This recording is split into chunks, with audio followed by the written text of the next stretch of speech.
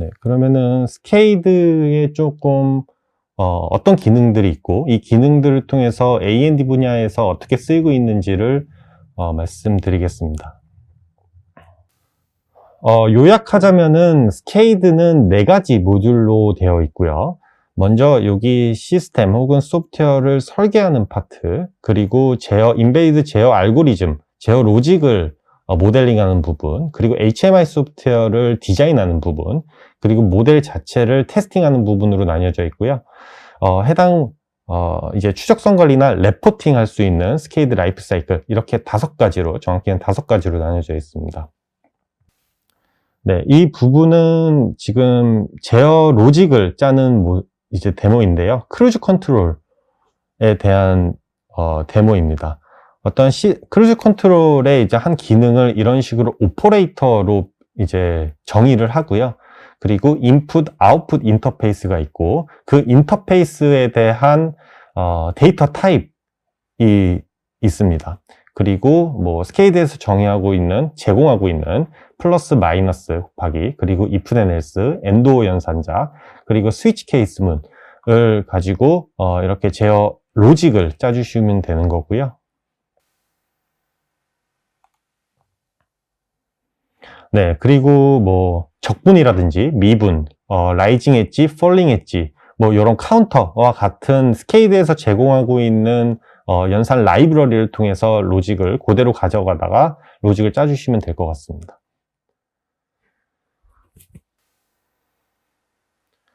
그리고 인풋, 아웃풋 인터페이스에 대한 데이터 타입이 존재한다고 말씀드렸는데 그 데이터 타입의 종류에는 인티저 8비트에서부터 64비트, 그리고 불대수, 그리고 실수 타입, 그리고 캐릭터, 그리고 뭐 열거형, 구조체, 그리고 인베디드 프로그래밍에서 좀 가장 중요하다고 할 수 있는 어레이, 배열 연산까지 사용해서 로직을 짜실 수가 있고요. 그리고 스테이트 머신을 사용해서 스테이트와 스테이트 사이에 트랜지션의 조건을 작성을 해서 컨트롤 플로우에 대한 제어 로직도 모델링을 하실 수가 있습니다. 뭐 좀 보시면은 보시면은 해당 모드가, 이 모드 안에 모드가 있을 거고, 이 모드가 이제 액티베이션 됐을 때 해당 그 모드 안에 있는 데이터 플로우에 대한 로직이 구동되는 형식으로 이제 해당 제어 로직을 짜주시면 될 것 같습니다. 네, 먼저 그 스케이드의 이제 제어 로직을 짜는 파트를 조금 자세하게 좀 빠르게 살펴보면요. 이런 식으로 제어 로직에 대한 부분을 모델링을 했으면은 먼저 여기 인터페이스가 있고, 만약에 어떤 모델링을 했을 때 5개의 인터페이스가 있는데 4개만 쓰고 있는지는 아니지, 혹은 여기 인풋이 데이터 타입이 정수인데 아웃풋은 실수인지는 아닌지에 대한 어떤 신텍스 체크 같은 거를 수행을 하실 수가 있고요. 그리고 스케이드 같은 경우에는 그 formal verification 기능을, 정형 검증 기능을 제공을 하고 있습니다. 다시 말해서 이런 식으로 제어 로직을 이제 모델링을 했으면은 해당 로직을 수학적 혹은 논리적으로 증명할 수 있는 기능이 있다고 보시면 될 것 같고요. 그리고 지금 결국에는 외부에서 어떤 입력이 들어왔을 때 어떤 연산 로직을 통해서 아웃풋으로 데이터가 나가게 될 텐데, 그거에 대한 부분을 시뮬레이션 기능을 통해서 디버깅 할 수 있다고 보시면 될 것 같고요. 그리고 C코드뿐만 아니라 이제 아까 말씀드린 FMU를 생성을 해서 플랜트 모델과 코시뮬레이션 돌릴 수 있다는 부분, 그리고 여기 타임의 스택 옵티마이제이션이라는 부분은 결국에는 스케이드가 이런 식으로 모델링이 돼서 C코드로 생성이 돼서 타겟에 올라갈 텐데, 이 타겟에 올라갔을 때에 대한 어떤 스택 사용량이라든지 스택 오버플로우에 대한 부분을 모델단에서, 설계단에서 계산할 수 있는 기능이 있다고 보시면 될 것 같습니다. 그리고 여기 힐 레벨, 하드웨어 앤 더 룹, 그리고 소프트웨어 인 더 룹, 프로세서 인 더 룹 기반으로 인티그레이션 할 수 있다는 부분, 그리고 C 코드에 대한 코드 생성기 자체가 각 세이프티 스탠다드에 대한 서티피케이션을 받았다는 부분 기억해 주시면 될 것 같습니다. 네, 두 번째로 이제 소프트웨어 설계 쪽입니다. 이런 식으로 시스템의 한 기능을 블록으로 표현을 하죠. 블록 다이어그램 형식으로 표현을 하죠. 그래서 이런 지금 시스템의 한 기능을 정확히는 IBD죠. 인터널 블록 다이어그램. 그리고 이 블록 자체를 정의하는 블록 데피니션 다이어그램을 통해서 소프트웨어 혹은 시스템을 설계를 하실 수가 있습니다. 이런 설계를 이제 하면은 뭐 시스템 엔지니어들이 이제 많이 산출물로 이제 뽑는 이런 ICD 같은 거를 산출물로 뽑으실 수가 있는 거고요. 이런 테이블 같은 거죠. 어떤 펑션이 있고 인터페이스의 종류가 있고 어떤 펑션과 연결되는 인터페이스들에 대한 정의 같은 그런 문서들이 될 수 있습니다. 네. 예전에는 시스템 엔지니어링 활동이라고 하면은 이런 식으로 많이 이제 활동을 많이 했는데요. 먼저 requirement가 정의가 되어 있고 이 requirement를 기반으로 펑셔널 디자인을 하고요.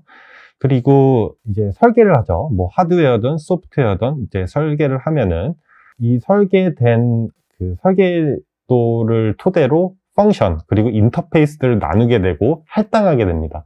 그러면은 이런 문서들이 굉장히 많이 쌓이게 될 거고 결국에는 DB와 연결을 해서 그 해당 이제 뭐 ICD 같은 거를 이제 관리하는 형식으로 많이 했는데 이 예전의 시스템 엔지니어링의 좀 단점이라고 한다면은 추적성 관리가 이제 가장 큰 단점이었죠. 만약에 요구사항이 추가가 되면은 이 펑셔널 디자인에도 이제 추가가 돼야 되고 결국에는 각 활동마다 새로운 리퀘어먼트에 대한 부분을 설계를 하거나 적용돼야 되는 좀 굉장히 좀 단점이 있었죠. 그러면은 이제 시스템 자체가 이제 컴플렉시티가 높아지게 되면은 그에 대한 이제 활동도 굉장히 힘들어지는 그런 단점이 있었는데 MBD에서는 그런 추적성 관리를 조금 수월하게 하는 게 좀 장점이라고 보시면 될 것 같습니다. 먼저 이 유저 리퀘어먼트, 고객 요구사항 혹은 이해관계자 요구사항, 좀 모호한 요구사항이 있으면은 뭐 스케이드로 보면은 스케이드 아키텍트에서는 오퍼레이셔널 어널리시스를 수행을 하실 수가 있습니다.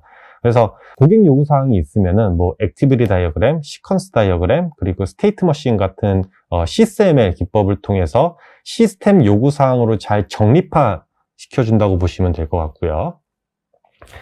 그러면은 시스템 요구사항이 있으면은 해당 아까 제가 말씀드린 IBD 혹은 BDD 혹은 파라메트릭 다이어그램을 통해서 설계를 합니다. 이런 식으로 설계를 하고요. 이 설계에서 어떤 소프트웨어에 대한 부분이 있으면은 소프트웨어 리퀘어먼트로 이제 잘 정립화 시켜줘야 되는 거고요. 그리고 여기 지금 시스템 설계에서 여기 지금 소프트웨어 설계로 싱크로나이제이션, 싱크가 된다고 여기 이렇게 되어 있죠.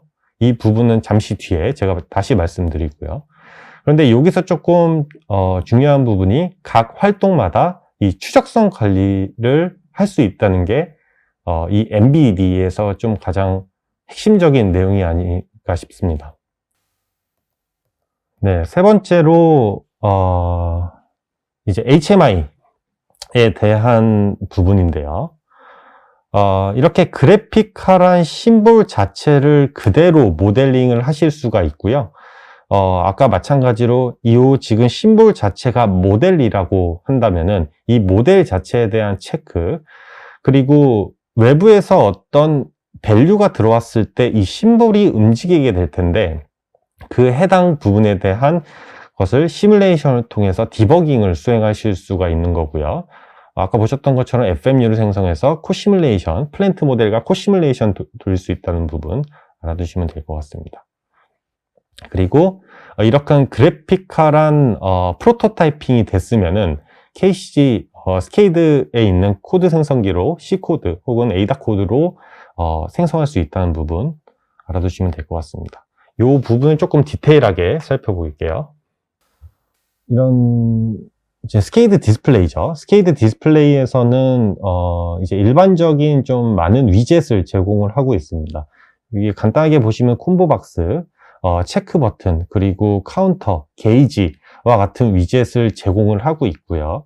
이 위젯을 사용해서 개발자의 의도에 맞게 그 해당 심볼에 대한 밸류만 변경해서 그대로 쓰시면 굉장히 용이할 것 같습니다. 네, 그리고 해당 각 인더스트리에 맞는 HMI, 어떤 스피시픽한 HMI 위젯을 제공을 하고 있고요.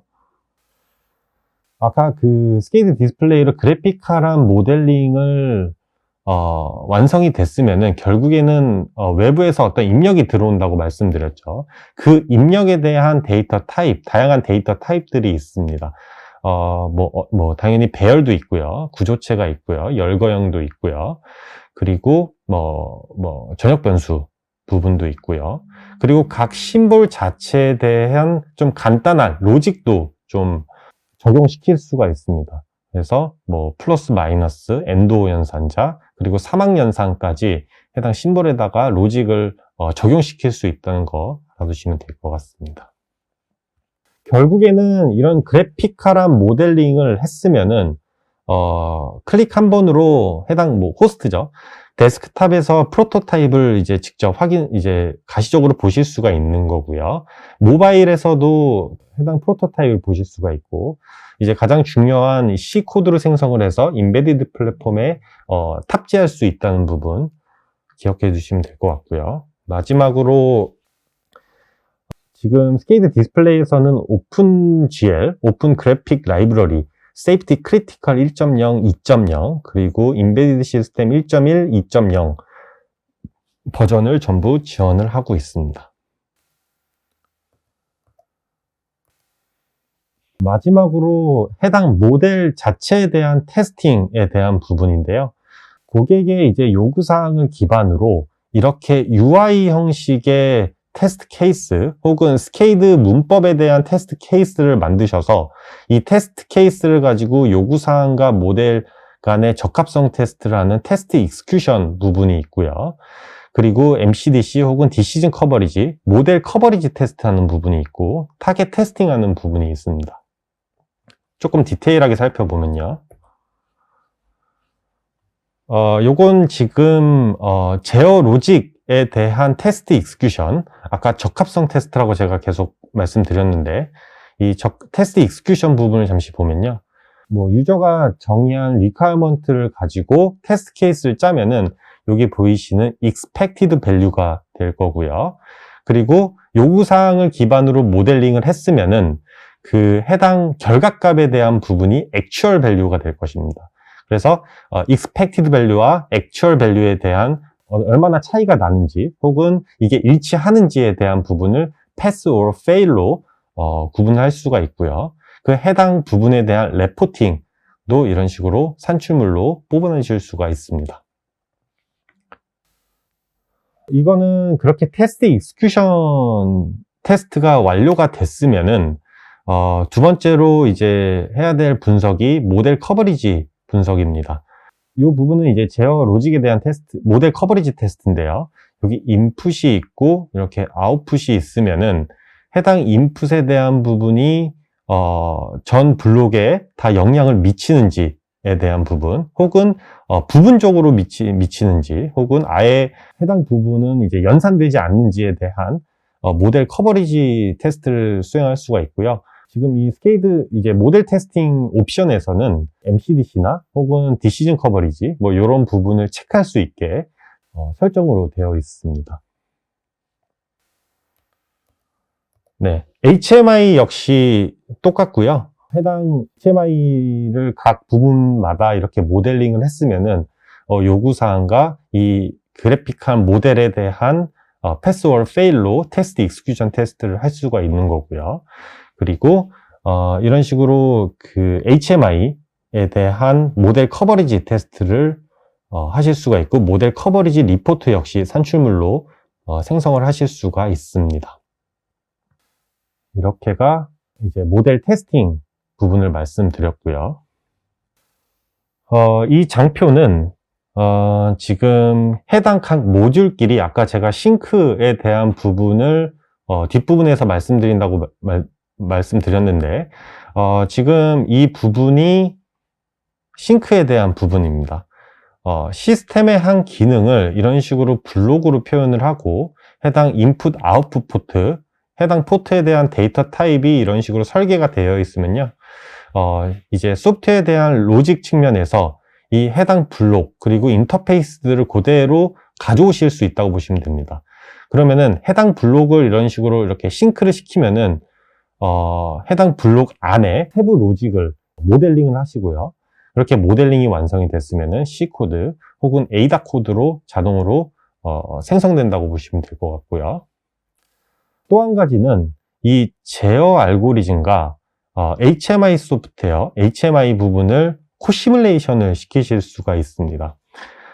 먼저 이 제어 로직 부분의 아웃풋이 결국에는 연산된 아웃풋이 여기 스케이드 디스플레이의 입력으로 들어가서 해당 심볼들을 움직이는 조작되는 이제 형태로 코시뮬레이션을 하실 수가 있는 거고요. 그리고 그 반대로 스케이드 디스플레이에서 이런 컨트롤 패널 같은 거를 만들어서 해당 GUI를 이렇게 조작을 하면은 제어 로직이 움직이는 형태의 코시뮬레이션을 양방향으로 수행을 하실 수가 있습니다. 네. 이 제어 로직과 HMI 소프트웨어를 코시뮬레이션을 시키면은 이 로직도 어떻게 돌아가는지 이제 가시적으로 확인할 수 있는 화이트박스 기반의 코 디버깅 혹은 코 시뮬레이션을 수행을 하실 수가 있고, 그리고 코 리포팅 부분이 있는데 이거는 바로 다음 장에서 제가 말씀드릴게요. 그리고 해당 제어 로직과 HMI 소프트에 대한 코드를 코 제너레이션 시킬 수 있다는 부분이 장점이라고 보시면 될 것 같습니다.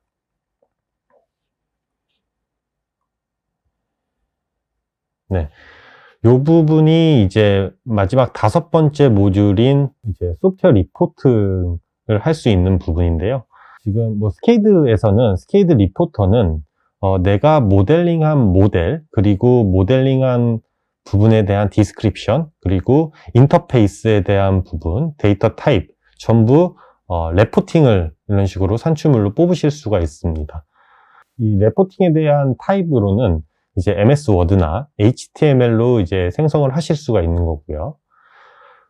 여기서 한 가지 좀 특징이라고 한다면은 이 레포터 역시 각 세이프티 스탠다드에 대해서 툴 퀄리피케이션을 받았습니다. 그렇기 때문에 이 서티파이드 리포팅을 하실 수가 있는 거고, 인증을 하실 때 이 서티파이드 리포트를 그대로 사용하실 수 있습니다. 두 번째로 ARM 게이트웨이인데요. 각장 요구사항 도구죠. 도스나 도스 넥스트 제너레이션, 그리고 자마, 그리고 폴라리온, 레티파이어 같은 어떤 요구사항 도구, 혹은 MS 워드와 같은 요구사항 도구를 가지고 스케이드와 연결을 해서 추적성 관리를 할 수 있다는 게 이 ARM 게이트웨이의 한 기능입니다. 네, 여기 보시면은 스케이드 내부에서 이런 리퀘어먼트 패널을 이렇게 생성을 해서 요구사항 도구와 커넥션을 시킨 다음에, 커넥션을 시키면은 여기 요구사항이 이런 식으로 들어가게 되고요. 요구사항에 대한 디스크립션이 이런 식으로 표기가 됩니다. 네, 이게 요 부분이 지금 이제 스케이드와 제3의 툴과 이제 어떤 부분으로 이제 커넥션 시킬 수 있는지 보여주는 장표인데요. 먼저 아까 방금 말씀드린 해당 요구사항 도구와 추적성 관리를 할 수 있다는 부분, 그리고 이건 또 다른 스탠다드죠. 이제 오토사나 이제 페이스나 요 부분은 제가 뒤에서 또 말씀드릴 건데요. 요 부분에 대한 부분을 임포팅 혹은 익스포팅 할 수 있다는 부분, 그리고 뭐 메스웍스의 시뮬링크에 대한 모델을 그대로 임포팅 시켜가지고 코드 생성을 할 수 있다는 부분 알아두시면 되고요. 그리고 스케이드 이제 설계 측면에서 뭐 랩소디나 엔터프라이즈 아키텍트 같은 부분을 임포팅 할 수 있다는 부분 알아두시면 될 것 같습니다. 그리고 FMU를 생성을 할 수 있다는 거 알아두시면 될 것 같습니다.